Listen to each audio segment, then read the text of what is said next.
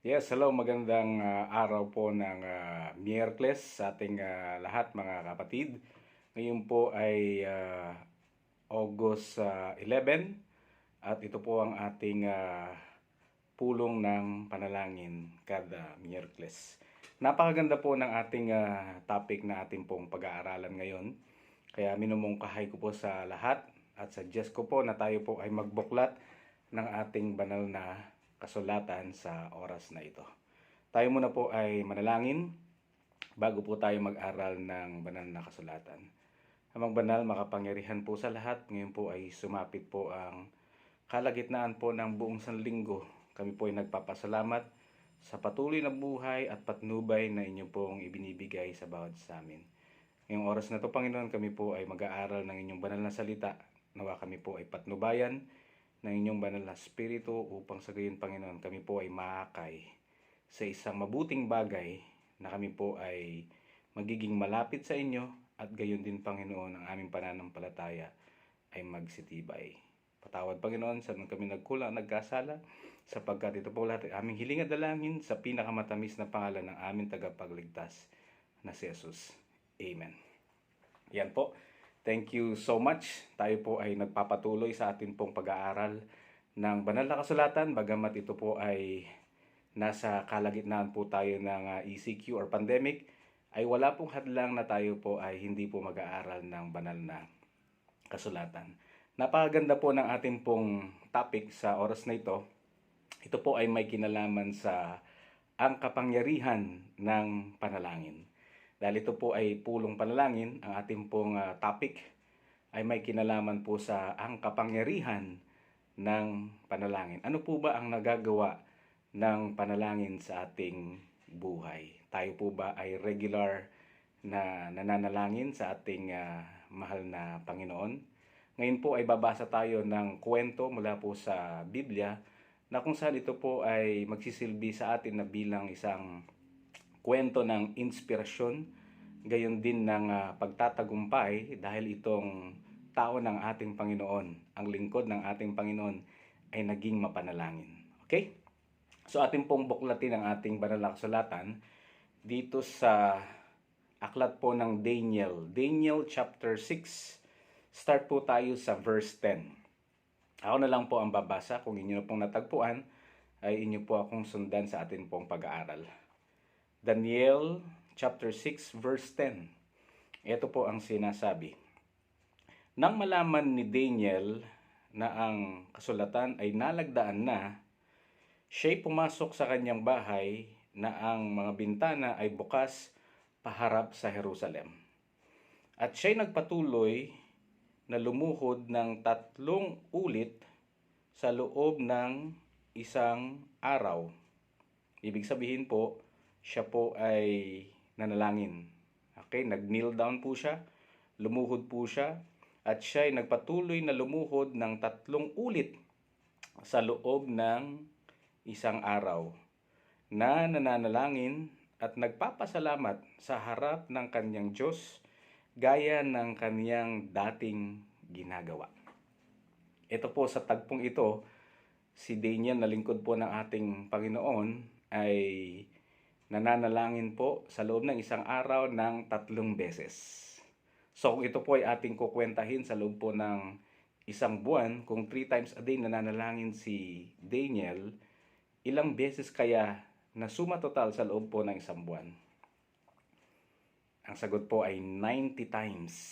90 times. Imagine nyo po ang question po sa atin bilang isang spiritual na aral. Ilang beses tayong lumuhod, manalangin, kumausap sa ating mahal na Panginoon? Isang beses? 2 beses? 3 beses? Kung more than that?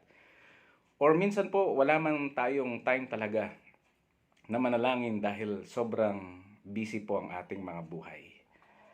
Ito pong first verse na to ay nagsasabi sa atin na hinihimok po tayo na tayo po ay magkaroon po ng oras para tayo po ay manalangin para sa ating Panginoon. Tayo po ay lumuhod, lumapit sa Kanya, at tayo magpasalamat sa Kanya o dumaing tayo sa Kanya sa magitan po ng panalangin. At ang sabi po ng verse po sa bandang huli, sa harap ng kanyang Diyos, gaya ng kanyang dating ginagawa. So, ibig sabihin, before pa itong verse na to, ay regular naging sistema na po ni Daniel ang manalangin 3 times a day. May problema o wala, siya po ay nananalangin, nagpipray po siya ng 3 times a day. Ganon din po sana sa atin. May problema o wala, tayo po ay lumapit sa ating Diyos ng at least minimum 3 times a day. Tayo po ay malalangin sa harapan ng ating Panginoon na serious po na panalangin. And imagine nyo po sa tagpong ito, si Daniel po at ang hari po ng Medo-Persia ay naging magkaibigan po sila. And at the same time, si Daniel po sa tagpong ito ay pinagkalooban po siya na mamahala sa buong kaharian po ng Babylonia, na kung saan ito po ay nasakop ng Medo-Persia, ang Babylonia. Sila na po ang nag-take over. Kaya lang po, si Daniel po ay pinagselosan ng mga gobernador, yung mga tagapangulo ng hari po ng Medo-Persia na si Darius. At wala po silang makitang butas kay Daniel para siya po ay pabagsakin. Maliban na lang tungkol sa mga kautusan ng pagsunod sa kanyang Diyos. Kaya po lumapit ang mga naiinggit kay Daniel sa hari, kay King Darius. At ang sabi, mahal na hari, ikaw ay gumawa ng batas sa loob ng 30 days na kung sino man ang sasamba sa ibang Diyos ay itatapon, ibubulid po siya sa mga gutom na mga leon. At dali-dali, si Darius naman po ay ginawa niya po ito ng batas, tinatakan niya po ito, at ito po ay naging batas na. Ito po ang paraan ng mga naiinggit kay Daniel upang siya po ay pabagsakin. So, ibig sabihin, may existing na problema si Daniel patungkol sa kanyang pananampalataya at pagtitiwala sa Diyos. At ano po ay yung kanyang naging kinaugalian dati? At alam mo ang dahilan kung bakit siya po ay patuloy na nanalangin sa Diyos bagamat meron na pong panganib sa buhay niya. Dahil gusto niya po yung kanyang relationship sa ating Panginoon ay hindi po mawala. Yung constant na relationship, pakikipag-usap sa ating mahal na Panginoon ay hindi mawawala bagamat at stake po yung kanyang buhay. Imagine niyo po, meron o walang problema, si Daniel o even tayo, dapat regular po tayong nananalangin. Bakit? Bakit kailangan nating continuously manalangin po sa ating mahal na Panginoon? Hindi po lingid sa inyong kaalaman na delikado po ang panahon ngayon. Nagbabadya po ang Delta virus na pwedeng mataya po ang kalusugan natin, gayon din ang ating buhay, pwede po natin kamatay. Kung meron pong peligro sa palibot po natin ngayon, kamukha nung sa panahon ni Daniel ay may peligro sa kanyang pananampalataya at pagtitiwala sa Diyos. The more na siya po ay kumapit, the more na siya po ay nanalangin. Sana ganun din po tayo. Kung anumang mga peligro, mga problema na dinadanas mo ngayon, sana mas mataas ang halaga po ng panalangin kaysa dun sa takot natin sa mga problemang kinakaharap po natin. That's one lesson. Tayo po ay manalangin regularly sa ating mahal na Panginoon gaya ng naging ugali ni Daniel. So, ang challenge po sa atin,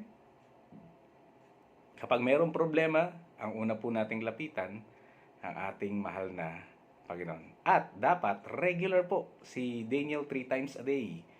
Kung maaari po, ay pwede nating maging pattern din yung 3 times a day na yun. Or, mas marami, the better. Basahin po natin yung sa verse 11. Na magkagayoy, nagkakaisang dumating ang mga lalaking ito at natagpuan si Daniel na nananalangin at sumasamo sa kanyang Diyos. Okay? So, pinagkaisahan na ngayon siya. Kaya't lumapit sila at nagsalita sa harapan ng hari tungkol sa ipinagbabawal ng hari. O hari, hindi ba lumagda ka ng isang pagbabawal na sino mang tao na humingi sa kanino mang Diyos o tao sa loob ng 30 araw, liban sa iyo, o hari, ay yahagis sa yungib ng mga leon? Ang hari ay sumagot, ang pagbabawal ay matatag, ayon sa batas ng taga-Media at ng taga-Persia, na hindi maaaring pawalang bisa. Okay? Verse 13, na magkagay sumagot sila sa hari, ang Daniel na iyon, na isa sa mga bihag mula sa Huda, ay hindi nakinig sa iyo, o hari, maging ang pagbabawal man ng iyong nilagdaan, kundi nananalangin ng 3 ulit sa loob ng 1 araw. Imagine niyo po yun, sinumbong na siya. Nang marinig ng hari ang mga salitang ito, siya ay lubhang nabahala. Bakit siya nabahala o naging malungkot? Kasi naging kaibigan niya na, si Daniel. Napalapit na po siya sa kanyang kalooban at puso. Ipinasya niyang iligtas si Daniel. At hanggang sa paglubog ng araw ay kanyang pinagsisikapang iligtas siya. Pero ano po ang nangyari? Verse 15. At nagkakaisang dumating ang mga lalaking ito sa hari at sinabi sa kanya, alalahanin mo, hari, na ang isang batas ng taga-Media at ng taga-Persya na walang pagbabawal o utos man na pinagtibay ng hari ay maaring baguhin. So, ito po ay naipit na po si King Darius po dito. Verse 16. Na magkagayoy, nag-utos ang hari at dinala si Daniel at inihagis sa yungib ng mga leon. So no choice na po si Darius, King Darius. Kung hindi, kung ano po yung batas existing that time, yung sasamba at mananalangin sa kanilang Diyos ay tatapon sa yungib ng mga leon, ito na po ang kinakailangang gawin ni Darius. So wala na po siyang magawa. Trap na po siya. Verse 17. Dinala ang isang bato at inilagay sa bunganga ng yungib at tinatakan ng hari ng kanyang sariling pantatak at ng pantatak ng kanyang maharlika upang walang anumang bagay na mabago tungkol kay Daniel. So talagang yung verdict, yung kaparusahan kay Daniel na bawal manalangin sa mga Diyos nila o sa Diyos niya, ay nako po, ang verdict po ay kamatayan. Ang verdict po ay kamatayan talaga. Okay? So yung peligro na alam ni Daniel, kapag siya ay nahuli at pwede siyang mamatay, hindi niya po inalintana. Dahil nananalig siya, nagtitiwala siya sa ating mahal na Panginoon, na siya ang buhay na Diyos, na pinakikinggan siya, kaibigan niya, at ililigtas niya. Verse 18. Umuwi ang hari sa kaniyang palasyo at pinalipas ang buong magdamag at nag-aayuno. Tuloy po natin, walang bagang dinala sa kanya at ayaw siyang dalawin ng antok. So hindi po siya makatulog. Verse 19. Nang mag-uumaga na, ang hari ay bumangon at nagmamadaling pumunta sa yungib ng mga leon.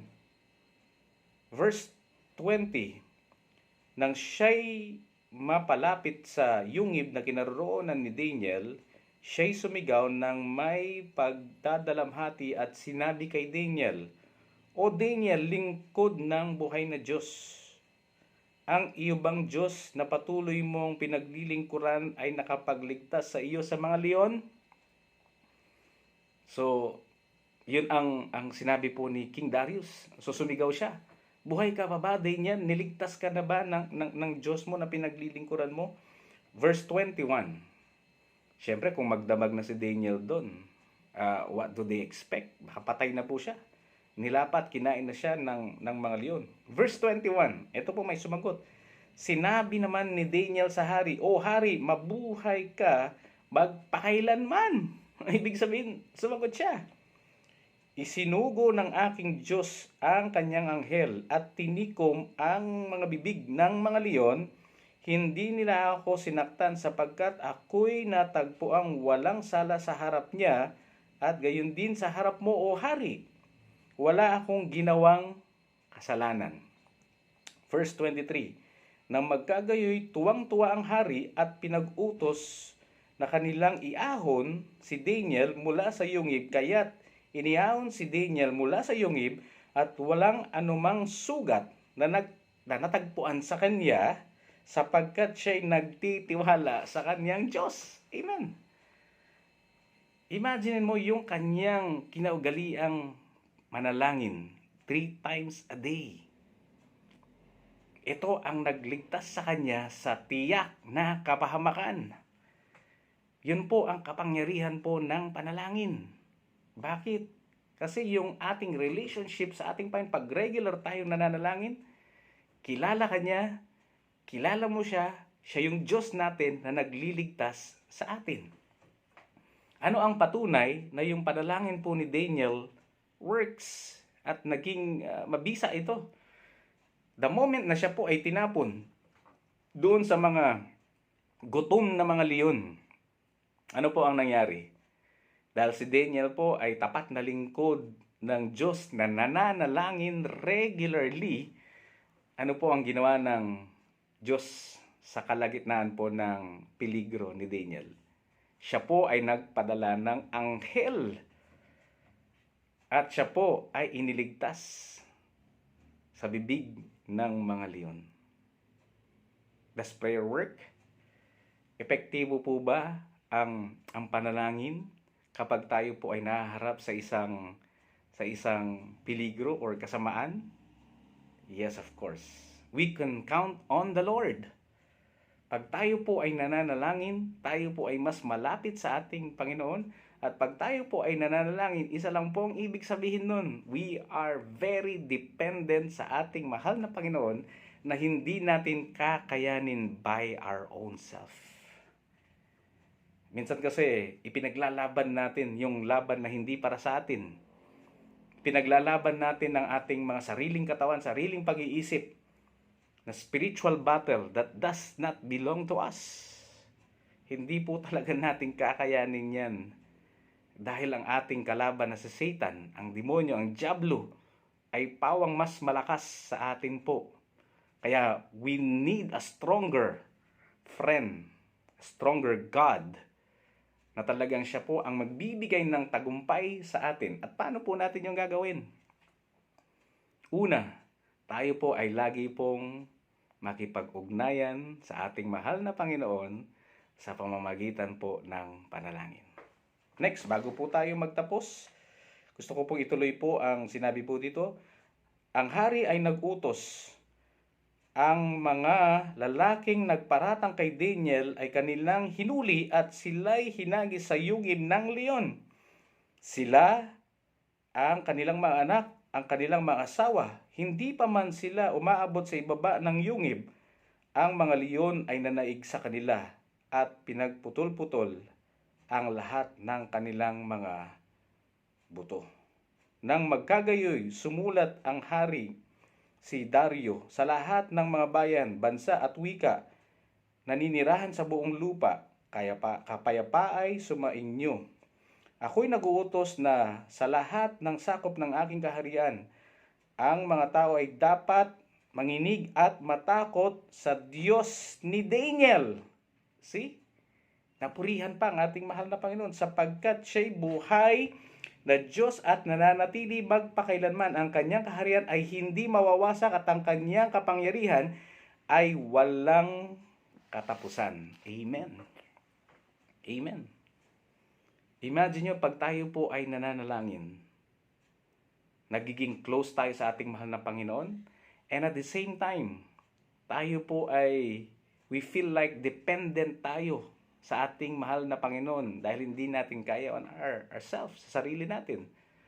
At higit dito, ang ating mahal na Panginoon ay kinalulugdan ang mga laging nananalangin. Dahil sila po ay ililigtas ng ating mahal na Panginoon sa tiyak na kapahamakan. Nawa tayo po ay nabigyan po ng inspirasyon sa ating pong pag-aaral ngayong gabi na to. Gusto ko pong mag-alay po ng panalangin para sa ating lahat sa oras na to. Tayo po ay manalangin. Mahal na Diyos, makapangyarihan po sa lahat, kami po ay nagpapasalamat na minsan pa, Panginoon, inyo pong binuksan ang aming pong mga puso't kaisipan na ang kapangyarihan po ng panalangin ay tiyak sapagkat kayo po ang aming Diyos na kinakausap at kaugnayan. Panginoon, anumang mga pagsubok ang dumadaan po sa buhay po ng aming mga kapatid, either ito po ay pinansyal na problema, spiritual na struggle, or meron pong problema sa kanilang mga anak o kanilang mga asawa. Amin po silang idinadalangin, Panginoon, dahil alam po namin ang panalangin po ay mabisa. Idinadalangin po namin sila, Panginoon, na sila po ay inyo pong aliwin ng inyong banal na spirito. Inyo po silang kalugdan, Panginoon. Inyo po silang aliwin sa oras po ng kanilang paghihirap at sa oras po ng kahirapan, Panginoon. Bigyan niyo po sila ng pag-asa. Alam po namin, Panginoon, ang panalangin po ay magbubukas ng iba yung pag-asa sa bawat isa sa amin. Iba yung lakas. At ganun din, Panginoon, ito po ay isang paraan, Panginoon, na kami po ay walang magagawa sa aming mga mahihinang mga sarili. Ang panalangin po ay paraan upang masabi po namin na kayo po ang makapangyarihang Diyos na amin pong inaasahan. Panginoon, ano man po ang pinagdadaanan ng aming pong mga kapatid na mga kalungkutan sa buhay, alam po namin sa magitan po ng sinsirong panalangin po namin sa oras na ito, ay mabibigyan po ng solusyon ang kanila pong nararanasan sa oras na ito. Panginoon, nagpapasalamat po kami na simula ngayon, Panginoon, amin pong ibibigay ang aming pong oras sa loob po ng isang araw na kami po ay manalangin kamukha po ni Daniel, upang sa gayon, Panginoon, may problema man o wala, Panginoon, kami po ay nananalig na kayo po ang patuloy na gagabay sa bawat isa amin. Bibigyan po kami ng kalakasan at pagtatagumpay po sa buhay. Panginoon, pagpatawad nawa kung saan man kami nagkulang at nagkasala, sapagkat ito pong lahat ay aming hiling at dalangin sa pinakamatamis na pangalan ng aming tagapagligtas na si Jesus. Amen. Amen. Amen. Magandang gabi po sa ating lahat at happy midweek po sa ating lahat. God bless you all. Thank you so much.